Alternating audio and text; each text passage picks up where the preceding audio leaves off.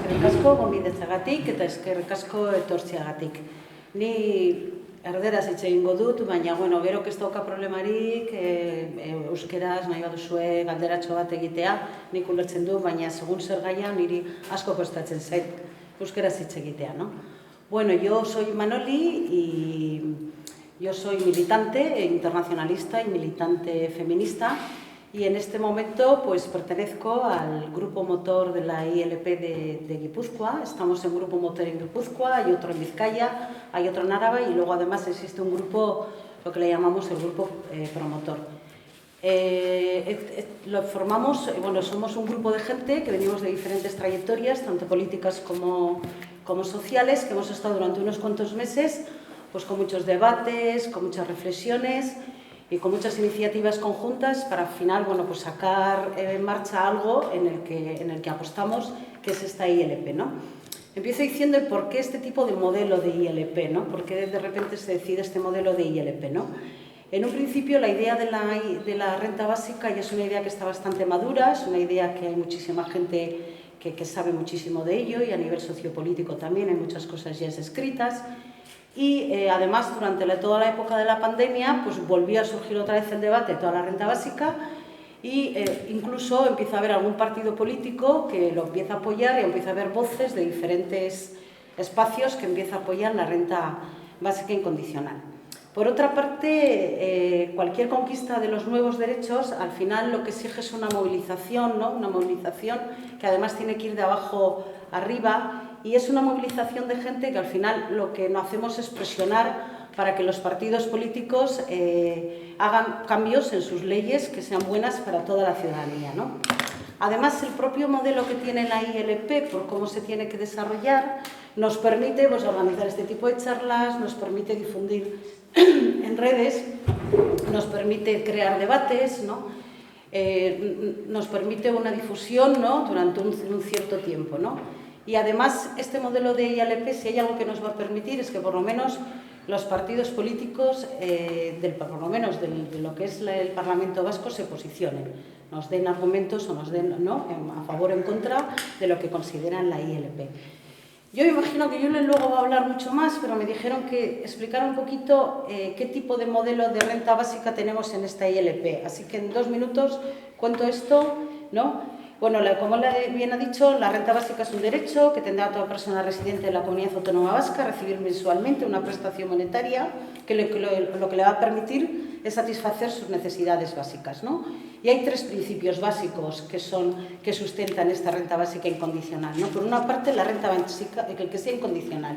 El que sea incondicional, de alguna manera, lo que nos está diciendo es que es compatible con cualquier otro tipo de renta. O es compatible con un patrimonio o es compatible, si deseas o no, entrar en el mercado de trabajo. El que sea universal, lo que está diciendo al final es que todas las personas la van a percibir. Y luego el que sea individual es que se entregará a cada persona independientemente de con quién viva. Esos son los 3 principios tal y como están puestos en la ILP, ¿no?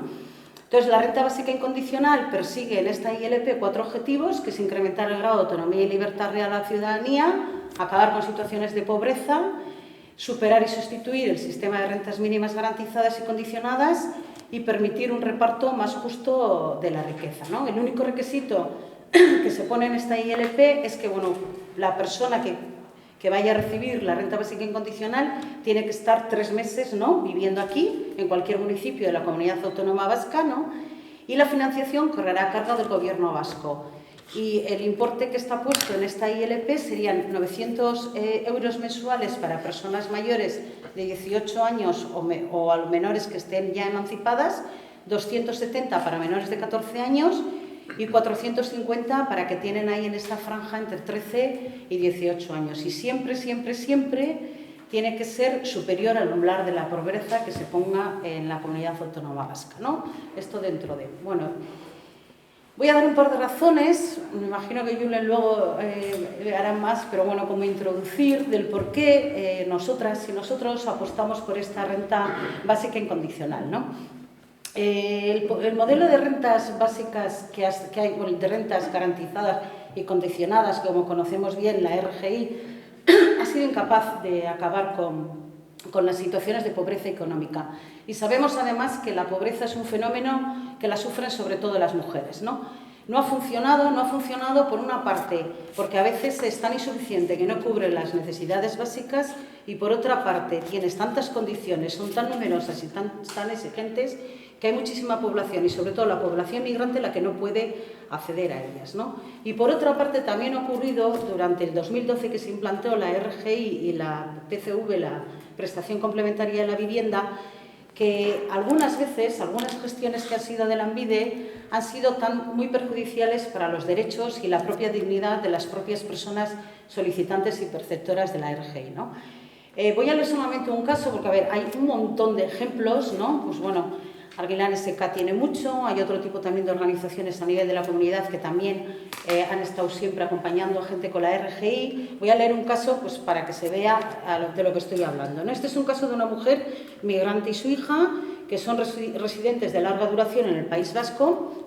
La madre es de origen colombiano, su hija está nacida en Argentina, en un proceso migratorio anterior, solicitan la RGI y en 6 meses deben aportar certificados de bienes de su país de origen, a pesar de que ya hayan adquirido la nacionalidad española. La madre puede aportar una acreditación de que no poseen bienes en Colombia o de que estos tienen escaso valor. Sin embargo, su hija menor de edad y nacida en Argentina, Lanbide también le exige acreditar que no tiene bienes en Argentina. Además, exige a la madre que solicite una pensión de alimentos al progenitor de su hija, del que se desconoce su paradero, prácticamente desde que su hija tenía 1 año de vida, ¿no? Resultado, pues suspensión de la RGI, ¿no? De estos casos hay un montón. Yo solamente quería poner uno encima de la mesa, pues para que se viera un poquito algunas de las gestiones que para los derechos de las personas perceptoras pues son un poco denigrantes muchas veces, ¿no? Por otra parte, creemos que el empleo no ha sido un elemento de integración social para muchísima gente, ¿no? Este sistema neoliberal, capitalismo patriarcal, no ha tenido nunca el cometido de proporcionar condiciones de vida dignas para la mayoría de la ciudadanía. Para que unos vivan muy bien, hay otras muchas que están condenadas a vivir en la no vida, muy mal, ¿no? Además está esa posibilidad de acceder a un empleo de muchas personas que parece que no está muy garantizada en algunas ocasiones, ¿no?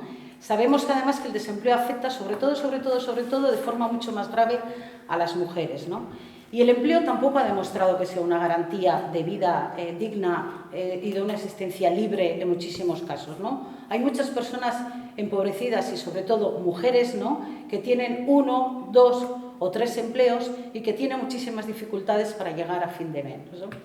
Y además está esa amenaza permanente de la pérdida del empleo que nos ha llevado a aceptar una serie de condiciones laborables que son muy injustas, que se ha normalizado muchas veces la precariedad, ¿no?, y los abusos, y esto es así sobre todo para muchísimas mujeres y esto es así sobre todo para muchísimas personas migrantes, ¿no? Al final hemos llegado a una esclavitud moderna que se ha normalizado y la estamos como aceptando, ¿no? 2 razones que para nosotras y nosotros son evidentemente, tienen mucho peso, ¿no?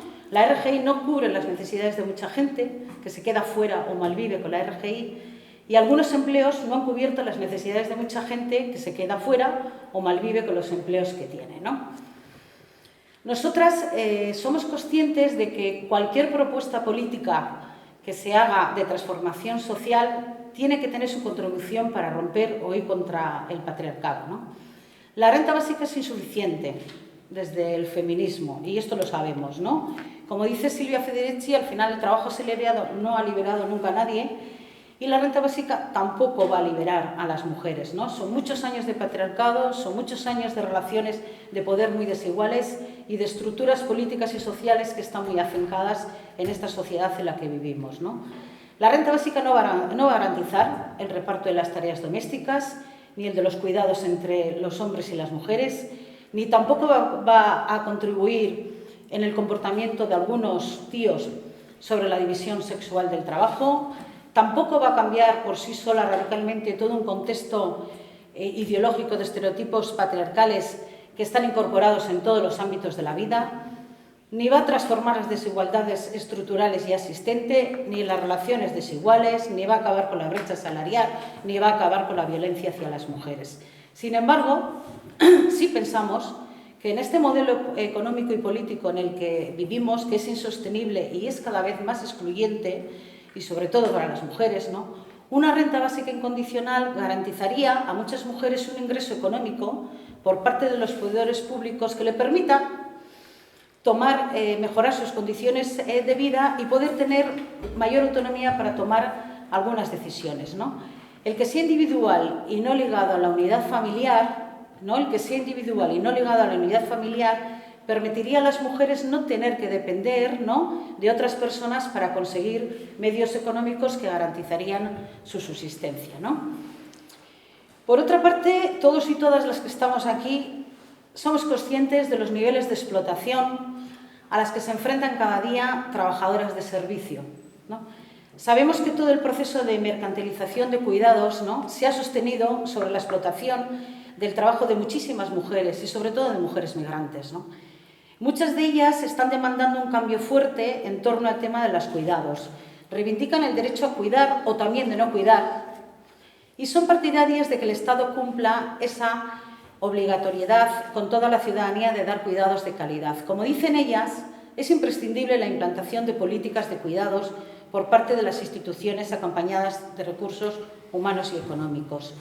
Nosotras somos partidarias también de que se cumpla esta obligatoriedad, ¿no?, un sistema público de atención a la dependencia, y también es necesario que quienes cuidan lo hagan en condiciones justas y dignas, ¿no? En este contexto, una renta básica incondicional, ¿no?, podría beneficiar a las mujeres a negociar sus empleos, a decidir si aceptan o no un empleo, a mandar a la mierda, igual a más de uno, o a que no vivan tan asfixiadas, ¿no? La renta básica no va a acabar con el capitalismo patriarcal, hay que romper muchas relaciones de poder, hay que valorizar los trabajos y los cuidados y asumir entre todos y todas estos trabajos para asegurar que no seamos las mujeres y mucho más que no sean las mujeres migrantes las que se encarguen de estas tareas domésticas, si realmente lo que queremos es que la renta básica incondicional nos dé una mayor seguridad, una mayor libertad y una mayor autonomía para todas, ¿no? Está claro que no es suficiente para transformar todo lo que queremos, ¿no? Hay que seguir combinándola con otras políticas universales, gratuitas, en cuidados, en educación, en sanidad, ¿no?, siempre orientadas a la igualdad de género. Hay que solicitar, hay que pedir, como dicen ellas, ese régimen general y no el régimen especial en el que están de las trabajadoras de hogar, ¿no?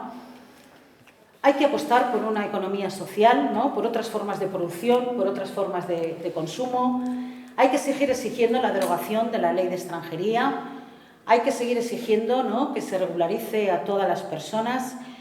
La no explotación de los países ricos sobre los países empobrecidos y seguir denunciando el funcionamiento de las transnacionales, las fronteras y las políticas migratorias como instrumentos del sistema racial, colonial, capitalista y heteropatriarcal. Para nosotras la renta básica es una medida urgente, es una demanda pragmática, es un derecho, hay que cubrir necesidades básicas, no podemos esperar a que el empleo garantice, porque así nos lo ha demostrado durante todos estos años, una alternativa eficaz para garantizar una vida digna para toda la ciudadanía. Nosotras apostamos por ello y, como decía una amiga, bueno, mía y nuestra, de alguno de los que están aquí feminista, que decía siempre, si quieres un cambio social, no hay otra manera, continuar y empujar. Y por eso estamos aquí, pues para empujar juntos y juntas, como lo hemos hecho en muchísimas ocasiones, ¿no? Porque para conseguir una renta básica, ¿no?, el derecho a vivir más dignamente, se necesita una fuerte movilización social, con unos objetivos feministas e internacionalistas de transformación muy claros. Eskerrik asko. Vale, arratsaldeon guztioi, eta eskerrik asko etortziarren. Nik hitzaldixa, erdera zingot be, inportaz bajatzue, baina gehien bat saiatuko nahi erantzuten zergati bati, ez? Eta zergatik hitz egiten da hainbeste orain momentu honetan oinarrizko errentari buruz, ez? Hablaba antes Manoli, ¿no?, y decía que la renta básica es un derecho, ¿no? Y es que es precisamente eso, ¿no? Muchas veces cuando hablamos de renta básica, Creemos que el principal objetivo o el objetivo fundamental de la renta básica es terminar con la pobreza, acabar con la pobreza. Sin embargo, ese no es el principal objetivo ni de dónde nace la renta básica incondicional, ¿no? Para entender bien el concepto de renta básica incondicional, yo creo que es necesario mirar qué se pretende con la renta básica, ¿no? Y para eso tenemos que ir atrás, pues más de 2000 años, ¿no? a la Atenas de entonces, y entender de dónde viene la filosofía del republicanismo de entonces, ¿no? Porque lo que pretende la renta básica se basa en el concepto de libertad del republicanismo y no es sino hacer que toda la ciudadanía sea libre, ¿no? Entonces, para ello, dentro de la concepción de libertad del republicanismo, se establece que una persona no será libre siempre y cuando dependa de algo o de otra persona para sobrevivir, ¿no? Una persona nunca será libre si tiene que pedir permiso para sobrevivir, ¿no? Y la renta básica precisamente lo que hace es eso, garantizar la existencia material de todas las personas para que puedan vivir libremente sin tener que pedir permiso a nadie, para que puedan construir su proyecto de vida sin tener que pedir permiso a nadie, como ellos mejor o crean más conveniente para sí mismos, ¿no? Entonces, ¿por qué se habla ahora tanto de la renta básica cuando es un concepto que tiene tantísimo tiempo, ¿no? Y que ya en el siglo XVIII, pues bueno, muchos autores como Tom Paine o al calor de la Revolución Francesa, ¿no? Algunos revolucionarios, pues ya establecían una renta básica con otros nombres, con otras cualidades, pero con el mismo trasfondo que ahora, ¿no? Yo creo que básicamente hay tres cuestiones por la cual a raíz de la cual, desde el año 2016, sobre todo, se habla mucho de la renta básica. En estos 5 años se ha hablado más de renta básica que en toda la historia anterior, ¿no? En primer lugar, por las limitaciones de las rentas mínimas, ¿vale? Las rentas mínimas, como la renta de garantía de ingresos de aquí, tienen muchas limitaciones, las cuales trataré de resumir en 5 puntos.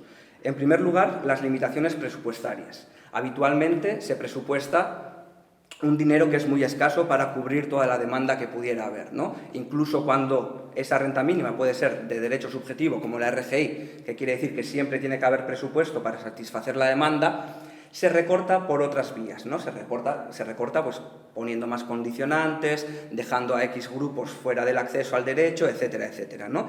Y luego además aquí, un caso paradigmático, por ejemplo, es la crisis del año 2008, ¿no? Cuando se sufrieron X presiones desde la Unión Europea para reducir el déficit de los países y, por lo tanto, también todas las rentas mínimas sufrieron un gran recorte en el dinero destinado a paliar la pobreza, ¿no? En segundo lugar, tenemos los errores de cobertura. Los grandísimos condicionantes que tiene, junto a las limitaciones presupuestarias, hace que gran parte de las personas que están en situación de pobreza no accedan a estas rentas mínimas. Cuando hablamos de gran parte, a veces no sabemos cuánto es, ¿no? Pero si lo cuantificamos a nivel europeo, entre el 20 y el 60%, dependiendo del país, de las personas en situación de pobreza no acceden a la renta mínima que viene a ser la última red del estado de bienestar, ¿no? En Euskadi, el 30% de las personas pobres no acceden a la RGI, es decir, 3 de cada 10. Y de las que acceden, solo la mitad consigue salir de la pobreza, ¿no? En tercer lugar, tenemos la estigmatización de las personas beneficiarias. ¿Qué pasa? Que a los ojos de gran parte de la sociedad, ser pobre constituye una forma de desviación social, ¿no?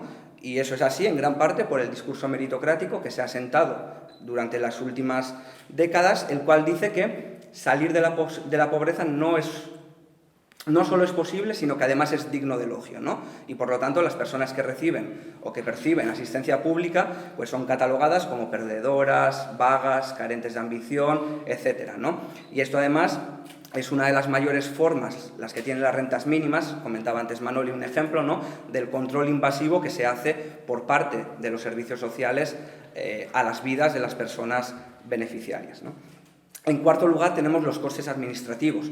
Las rentas mínimas suponen un control desde el momento en que la persona solicita la renta mínima hasta el momento que deja de percibirla, un control continuo que, lógicamente, necesita de recursos materiales, humanos, de tiempo, etcétera, que se llevan mucho presupuesto, el cual no se destina finalmente a tratar de paliar la pobreza, ¿no? Y en quinto lugar tenemos la trampa de la pobreza. La trampa de la pobreza es un concepto económico, pero que básicamente es que las rentas mínimas no son acumulativas. Es decir, tú no puedes aceptar un empleo, una oferta de empleo, ¿no? Cuando cobras una renta mínima, cuando percibes renta mínima sin que se te arrebata esa renta mínima o al menos parte de ella, ¿no? No puedes tener dos rentas a la vez.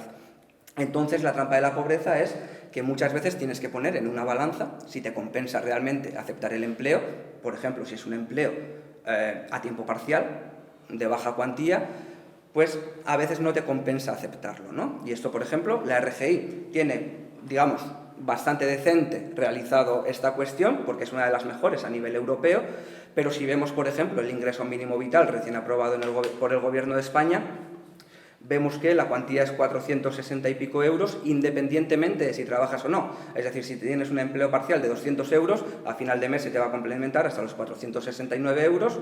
Si no tienes ningún empleo parcial, también vas a recibir al final de mes los 469 euros, ¿no? Por lo tanto, existe esa trampa de la pobreza que al mismo tiempo incentiva el pequeño fraude fiscal. ¿Por qué? Pues bueno, porque aunque haya perjuicios a medio y largo plazo, no cotizas para el desempleo ni cotizas para una futura jubilación, pues las necesidades del momento, el tener que comer, el tener que encender la calefacción, etcétera, etcétera, pesan mucho más y la gente prefiere tratar de acumular dos rentas, ¿no? Entonces, estas 5 limitaciones, la renta básica las supera a la perfección. Siempre y cuando el modelo esté bien diseñado, no tiene que tener ningún problema de financiación, se diseñaría a través de una reforma fiscal, que luego si queréis podemos hablar. No tiene errores de cobertura, porque las percibe todo el mundo, incluso los que defienden las rentas mínimas dicen que los errores de cobertura con una renta universal sería igual a 0, ¿no? Porque la percibe todo el mundo. No estigmatiza a las personas, porque no divide a la sociedad entre aquellos que dan y aquellos que reciben, porque la recibimos todo el mundo. No tiene grandes costes administrativos, ¿no? Al final es el coste de tener que hacer una transferencia presumiblemente mensual a toda la población, lo cual evita todo el tema de controles, etcétera, que tienen las rentas mínimas, y no cae en la trampa de la pobreza, porque al tú poder tener dos rentas, ¿no? Siempre y cuando la renta del trabajo, por ejemplo, no se grave a un tipo del 100%, toda persona que trabaje remuneradamente va a tener más ingresos a fin de mes que quien no trabaje remuneradamente, cosa que en la actualidad no siempre ocurre. En segundo lugar, ¿por qué se habla tanto ahora de la renta básica? Bueno, yo hablaba al principio de una razón de justicia, ¿no? Para mí la renta básica es una razón de justicia filosóficamente hablando, pero hay gente que se acerca a la renta básica también desde razones instrumentales, ¿no? Y una de ellas es, por ejemplo, la evolución del mercado laboral. Es decir, presumiblemente, como nos dicen la mayoría de los estudios académicos y de diversas instituciones mundiales o internacionales, ¿no? Se va a dar una destrucción de empleo neta a futuro, ¿no? Con la robotización, la automatización, etcétera, parece ser que se van a destruir algunos empleos. Si bien es cierto que no sabemos todavía cuántos empleos serán creados a raíz de la cuarta o de la industria 4.0 y de la nueva revolución industrial, ¿no? Presumiblemente se presupone que se van a destruir más empleos de los que se van a crear. Pero además, estos nuevos empleos van a ser unos empleos para los cuales se van a necesitar mano de obra supercualificada. Es decir, las tareas más repetitivas van a ser automatizadas. ¿Y qué es lo que ocurre con esa supercualificación en el empleo? Bueno, que tenemos un problema y es que el empleo, como la riqueza, se concentra en unas pocas manos, ¿no? ¿Por qué? ¿Quién consigue estudiar? ¿Quién consigue supercualificarse en la universidad haciendo un máster, un doctorado, etcétera? Habitualmente las personas que tienen un colchón financiero en casa y se lo pueden permitir. Entonces, ¿quién tiene un colchón financiero? Habitualmente quien tiene una riqueza suficiente que se lo permita, ¿no? Entonces hay un problema y es que la riqueza y el empleo se concentre en unas mismas pocas manos supercualificadas. Entonces, en ese sentido, urge, por un lado, repartir el empleo existente, ¿no? Para que todas las personas podamos acceder a un empleo si así lo deseamos, y creo que urge, por otro lado, también desligar el derecho de la subsistencia, como pasa en la actualidad con las rentas mínimas, a la tenencia de un empleo. Es decir, actualmente en las rentas mínimas su objetivo principal no es ser la última red del estado de bienestar, sino la creación de capital humano para volver al mercado laboral. Y, en tercer lugar, ¿por qué se habla tanto? Por los proyectos piloto. Seguramente habréis oído hablar de algún proyecto piloto, ¿no? Pero todo esto nace en junio del año 2016 en Suiza, cuando se realiza un referéndum sobre la implantación de una renta básica o no. Suiza es uno de los países más conservadores del mundo, ¿no? Y ningún partido, quitando los verdes en algunos sitios y el Partido Socialista también en algunos cantones, ¿no?, estaba a favor. Nadie hizo campaña a favor de la renta básica en ese caso, ¿no? Y las encuestas daban que alrededor de un 10% de la población votaría a favor. Sin embargo, con el transcurso de la campaña, donde algún sindicato y las personas activistas por la renta básica hicieron campaña a favor de ella, se logró que un 23 y pico % de la ciudadanía votase a favor, ¿no? Casi una de cada 4 personas, y que sacase el referéndum más de un 50% a favor de la renta básica en algunos sitios de Zúrich o de Ginebra, por ejemplo, ¿no? Lo cual fue un éxito tremendo. Y luego ya empezaron a llegar otros proyectos piloto. Empezó a llegar Finlandia, que Finlandia consiguió que el New York Times, The Economist, etcétera, ¿no?, periódicos nacionales que no son sospechosos de ser izquierdistas, pues abriesen sus portadas con la renta básica y con el proyecto piloto de renta básica en Finlandia, ¿no? Y eso es lo que más hemos escuchado probablemente, pero los proyectos piloto ni empiezan en Finlandia ni acaban ahí. En la década de los 70 se hicieron diversos proyectos piloto en Estados Unidos, en Canadá, incluso en Estados Unidos, con Nixon en el 69, una propuesta de renta básica financiada a través de un impuesto negativo sobre la renta, pasó el Congreso y lo bloqueó el Senado, ¿no? Una propuesta bastante parecida a lo que ha puesto Biden actualmente, que a partir de julio los menores de 18 años van a recibir una renta básica también financiada mediante un impuesto negativo sobre la renta. Y luego tenemos otros proyectos piloto en diversas economías, como pueden ser Kenia, India, Namibia. Barcelona se realizó un proyecto piloto bajo la administración de Ada Colau, tenemos Escocia, Holanda, Francia, etcétera, etcétera, ¿no? Por lo tanto, los proyectos piloto han permitido que se hable mucho de renta básica, pero sobre todo que tengamos evidencias de los resultados que tiene una renta básica, siempre teniendo en cuenta que un proyecto piloto tiene sus limitaciones, ¿no? Porque es un proyecto piloto, lógicamente, y no es una medida integral, ¿no? ¿Cuáles son algunos de los resultados que hemos conseguido en estos proyectos piloto? Básicamente hay 4 que se repiten en los distintos proyectos piloto. Cada uno luego tiene sus particularidades, ¿no?, pero 4 pueden ser comunes. En primer lugar, mejora la percepción y el bienestar económico de las personas que perciben la renta básica. Algo que parece lógico, pero que se demuestra con evidencia empírica, ¿no? En segundo lugar, que las personas que perciben la renta básica están más satisfechas con su vida, tienen menos problemas de salud mental, de estrés, etcétera, y mejoran también sus habilidades cognitivas, mejoran su capacidad de concentración, su memoria, su aprendizaje, etcétera, ¿no? En tercer lugar, que aumenta la confianza que tienen esas personas sobre sí mismas, pero también aumenta la confianza que tienen las personas con las demás personas y sobre las instituciones, ¿no? Y esto puede entenderse, como decía antes, porque la renta básica, a diferencia de las rentas mínimas, no es socialmente divisiva y hace que todos seamos parte de un común, ¿no?, de una sociedad, ¿no? Y eso también se ve en proyectos piloto, como por ejemplo incrementa mucho pues, las actividades de economía social y solidaria, etcétera, tejiendo redes entre las personas de la comunidad, ¿no? Y en cuarto lugar, y algo que para mí no es lo más importante, pero que para algunas personas que diseñaron dichos proyectos pilotos sí, y permite cambiar la carga de la culpa hacia aquellos gurús que siempre dicen que con la renta básica todo el mundo se quedaría en casa sin hacer nada, ¿no? Y es que con la renta básica la gente no deja de trabajar remuneradamente, y de hecho el proyecto piloto de Finlandia, que fue diseñado casi exclusivamente para ver eso, uno de los resultados es que con la renta básica la gente se activó más laboralmente y trabajó más de media, o fue contratada más días al año de media que las personas que estaban en el grupo de control y no percibían la renta básica, sino un subsidio condicionado. Entonces, bueno, pues esos proyectos piloto nos ha permitido que esté el debate en la agenda pública, que esté el debate también en la agenda política y que diversos organismos internacionalmente se hayan posicionado a favor de, por lo menos, explorar este instrumento, ¿no? Puede ser el Fondo Monetario Internacional, puede ser el Banco Mundial, puede ser el Foro Económico de Davos, o lo ha hecho incluso el Papa Francisco en su último libro, ¿no?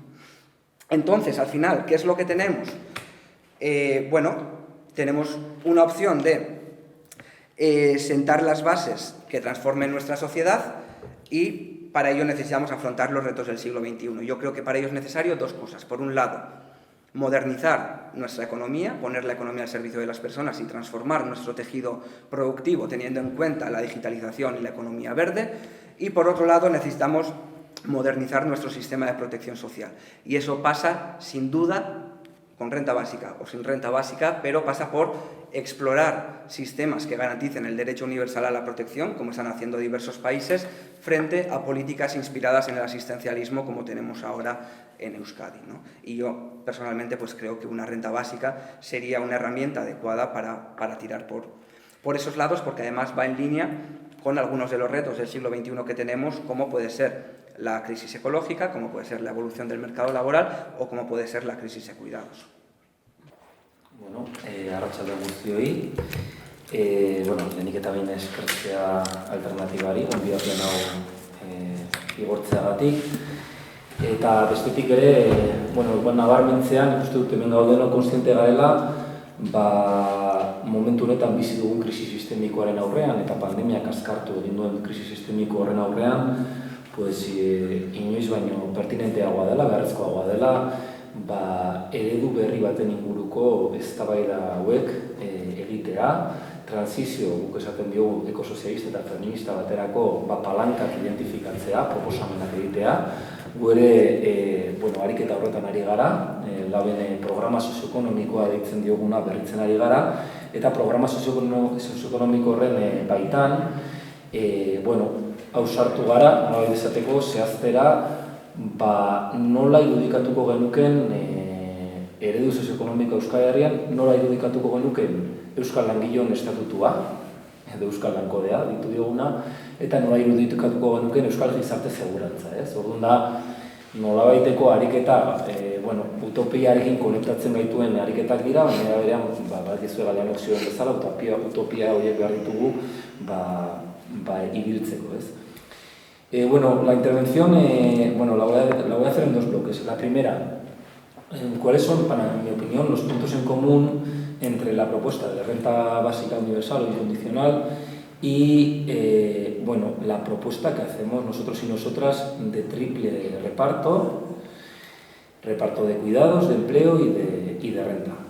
El primer punto en común, yo creo que compartimos la crítica a algunas de las perversiones del sistema económico actual, entre otras la exclusión social, la desigualdad, la vulneración de derechos de ciudadanía, etcétera, etcétera, ¿no?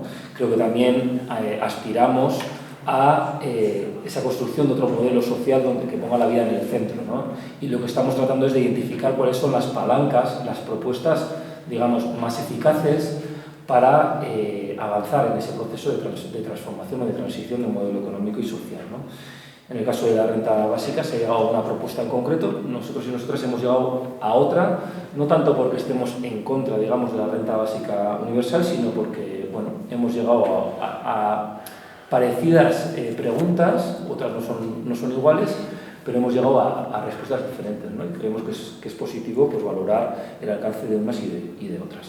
El segundo punto en común es que yo creo que ambas propuestas plantean o abogan por un reparto de la riqueza generada por la mayoría trabajadora y que se apropia ilegítimamente el capital. No vamos a extendernos sobre esas concepciones, pero yo creo que ahí también coincidimos en lo que es la necesidad de aumentar la presión fiscal a las rentas del capital, y quizás igual sí que hay una diferencia en que también, mientras que la renta básica sí que busca incidir en el mercado laboral, quizás de una manera más indirecta, ese empoderamiento, digamos, a la hora de tener mayor facultad para negociar las condiciones de un contrato de trabajo, ¿no? Igual quizás más a nivel individual, nuestra propuesta quizás sí que, además de un poco todo el tema de la política fiscal, sí que incide más en el debate sobre el mercado laboral y en el debate respecto a la patronal o a la disputa de renta en el marco del mercado laboral, ¿no?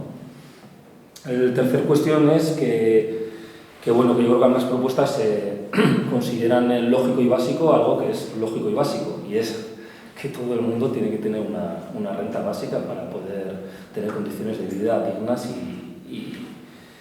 y una vida lo más emancipada posible, ¿no? La cuestión es cuánto es esa renta, la cuestión es cómo concebimos el sistema económico y social, el ámbito de empleo, de los cuidados y el reparto de la renta, cómo lo articulamos. En el caso de la renta básica universal se habla de esos 900 euros. Bueno, en nuestro caso hablamos, ahora me voy a referir, de una renta mínima de 1.400.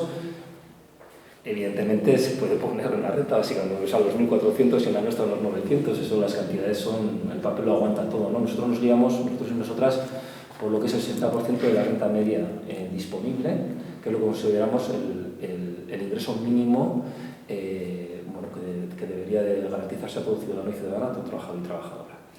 Y el cuarto, por terminar, el cuarto punto en común, y aquí me voy a extender un poco más, es que yo creo que ambas propuestas asumen el fin del mito del desarrollismo, el fin del mito del pleno empleo a 40 horas, el fin del mito, digamos, neoliberal de el crecimiento perpetuo y el pleno empleo ligado a ese crecimiento perpetuo y a esas actividades económicas que le otorgan un valor añadido al capital, ¿no?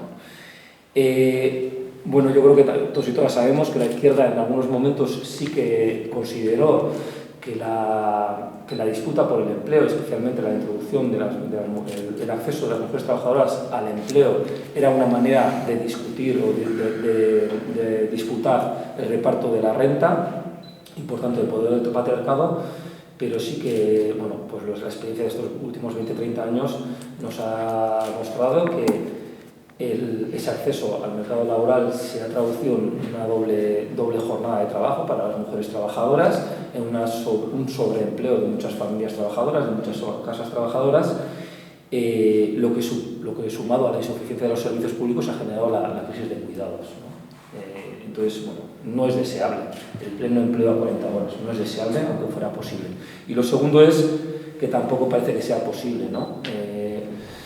Aquí sí que hay, bueno, yo lo poco que he leído, no soy economista, me muevo más en el ámbito de la teoría y de la práctica política, pero sí que hay ciertas contradicciones, porque por una parte sí que se habla de lo que es todo el proceso de digitalización y la reconversión, como la transición ecológica va a obligar a la destrucción de muchos puestos de trabajo y que va a poner en cuestión un poco todo el tema del empleo, pero a su vez también se está alertando que las crisis de materiales que son necesarios para sostener esos procesos de digitalización, pues hace que puedan ser una quimera esas hipótesis de robotización extrema. Es más, hay autores que hablan de una vuelta re-ruralización y una vuelta a otro tipo de utensilios y de herramientas, por ejemplo, en el primer sector. Y bueno, yo personalmente no sé muy bien a qué atenerme porque veo que ambos puntos de vista están bastante bien fundados, ¿no? Pero en cualquier caso sí que es cierto que a 40 horas semanales no es deseable y parece que no es posible. Bueno, entonces, nosotros y nosotras, dicho esto, esos puntos en común que tenemos un poco, pues tanto con los promotores y las promotores de la renta básica universal, hacemos otro tipo de propuesta. Hemos llegado a otra hipótesis, ¿no? Y es la hipótesis del triple de reparto. Reparto de empleo, reparto de cuidados y reparto de renta. Hemos utilizado el concepto también de empleo garantizado porque sirve para explicar algunas cosas, pero también confunde porque hay autores en el Estado español que han hecho bandera de ese empleo garantizado en unos términos determinados que, pues como sindicato, tampoco asumimos. Entonces, bueno, me voy a referir a esa propuesta de triple reparto, pero a veces también voy a emplear el concepto de empleo garantizado para referirme, evidentemente, a la garantía de empleo, ¿no? La primera idea básica que nos mueve es un poco una idea filosófica, bastante, digamos, utópica, pero es el derecho de toda persona a poder participar en la sociedad, poder participar en la creación de riqueza material y inmaterial en la sociedad y poder disfrutar del producto de ese trabajo socialmente constituido. Es decir, el derecho de todo el mundo a ser partícipe de la sociedad, tanto en los trabajos de cuidados como mediante el empleo, como en los trabajos comunitarios, y al derecho a percibir de la sociedad el fruto de esos trabajos, ya sea en forma de servicios públicos, de servicios de cuidados del entorno o ya sea en forma de renta. ¿vale? Esa es la primera forma básica, ¿no? Entonces, nosotros y nosotras el empleo ni lo sacralizamos ni lo satanizamos, es decir, no lo entendemos como algo intrínsecamente positivo o negativo, pero sí que lo entendemos en la organización de las sociedades complejas que van a más allá de lo que es la comunidad de una aldea o la comunidad de un ámbito, de una comunidad más concreta, más local, pues lo entendemos como una de las actividades de aportación a la generación de riqueza material y inmaterial en la sociedad. Eso es lo primero. Lo segundo, a ver, esto evidentemente en el marco de una economía capitalista donde el principal objeto del empleador, el principal objetivo o motivación del empleador es la extracción de la plusvalía de aquel que es empleado, pues evidentemente, hombre, no somos inocentes. Pero lo que hay que disputar también no es solo el tema del empleo, sino también el control de la economía, de los medios de producción, el control público y social. Es decir, aspiramos a que el empleo sea una forma de participar en la sociedad, pero en un marco donde la economía sea principalmente economía pública y social y el ámbito privado esté mucho más controlado por parte de los poderes públicos, ¿no? Evidentemente, tampoco estamos planteando que todos los empleos sean deseables. Los empleos de esos ámbitos que tienen que decrecer porque son insostenibles ecológicamente, porque van a tener que decrecer, aunque sean, o sea, por las crisis de materiales, etcétera, etcétera, pues en todos esos empleos no tienen razón de ser. Pero en cambio hay otros empleos u otras funciones remuneradas en la sociedad que van a tener que crecer, ¿no? Y que van a tener que generarse, ¿no? Entonces, bueno, creemos que el empleo es una manera de participar, pero pues, evidentemente cuestionando también la organización de la economía, cuáles son las actividades económicas que se deben de promover y disputando también el control sobre la propiedad de los medios de producción. La tercera, bueno, planteamos el debate ya clásico de la jornada laboral. Hasta ahora en Euskal Herria sobre todo se hablaba de la jornada de 35 horas y ya damos el paso a la de 30 horas, aun siendo conscientes que en pocos sitios hemos llegado a las 35. En aquellos que tienen pleno empleo de jornada completa, porque en aquellos que tienen subempleo estamos reivindicando una jornada mínima de 20 horas.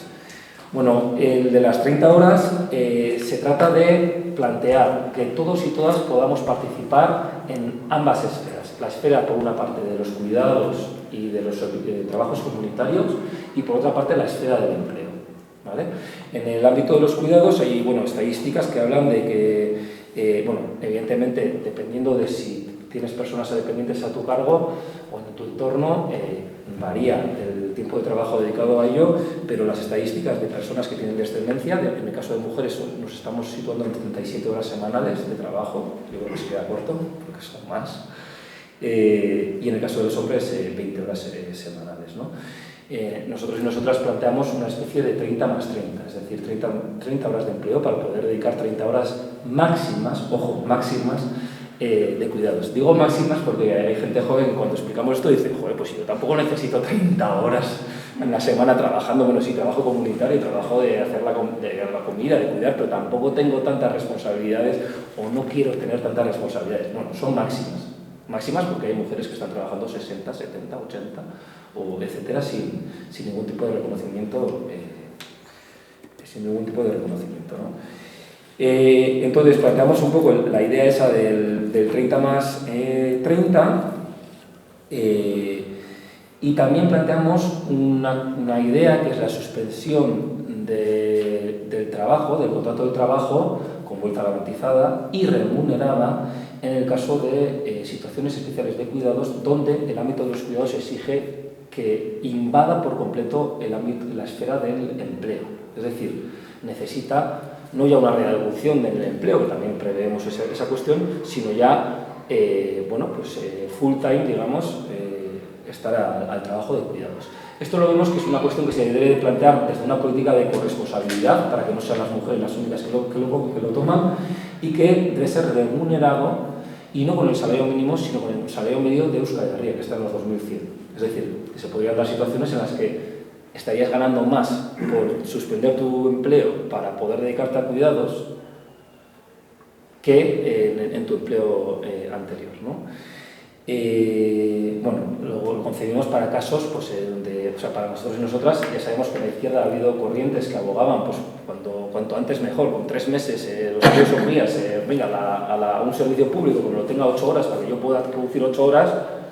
Ha habido esas corrientes de la izquierda, todavía persisten esa manera de ver, pero bueno, pensamos que debe existir la opción de pues, el primer año de la criatura, ¿no? O 2 años de la criatura, o bueno, en ciertas situaciones poder dedicarse al ámbito de los cuidados mediante esta suspensión de contrato, ¿no?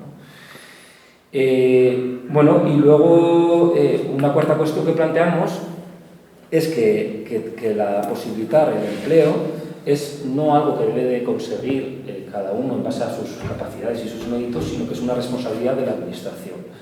Y aquí le damos un poco la vuelta a la carga de la prueba, ¿no? En el sentido de que no planteamos tanto una RGI mejorada, una RGI plus, lo que planteamos es una indemnización por incumplimiento de la obligación de la administración mediante un salario equivalente al salario mínimo de 1.400 euros que además cotice, porque se trata de un incumplimiento de la administración. Entonces parece que esto es una cuestión totalmente de palabras, ¿no? Dice, bueno, pues eso no es algo parecido a algo condicionado, si efectivamente es ante la ausencia de empleo, pero parte de que el problema no es de la persona que no ha conseguido el empleo, sino de la administración que no lo ha garantizado y que por lo tanto tiene que indemnizar al ciudadano y ciudadana agraviado por la administración, o agraviada, no sé si se entiende un poco el matiz o la diferencia, ¿no? Con una renta de 1.400 euros que, repito, tendría que cotizar. Y luego ya la última idea es que también abordamos un poco otra cuestión que, bueno, no está ligada, pero que quizás va más allá, ¿no? Que es el debate sobre el salario mínimo y máximo y el debate sobre la limitación de la plusvalía.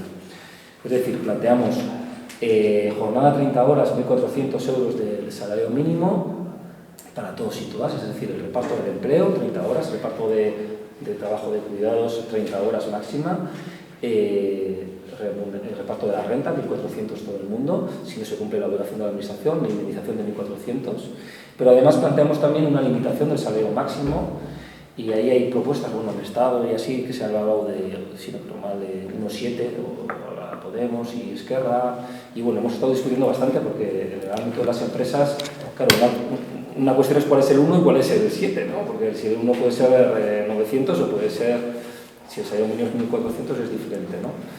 Pero bueno, al final nos hemos animado a la proporción 1:3, que quizás no es, pues bueno, no es suficiente, pero bueno, pensamos que es un avance. 1:3, ¿por qué? Bueno, 1:3 porque pensamos que, bueno, que es más justo, es decir, que no haya personas que ganen 3 veces el salario mínimo interprofesional, que situamos en 1.400. Pensamos que es más justo, que es más ecológico,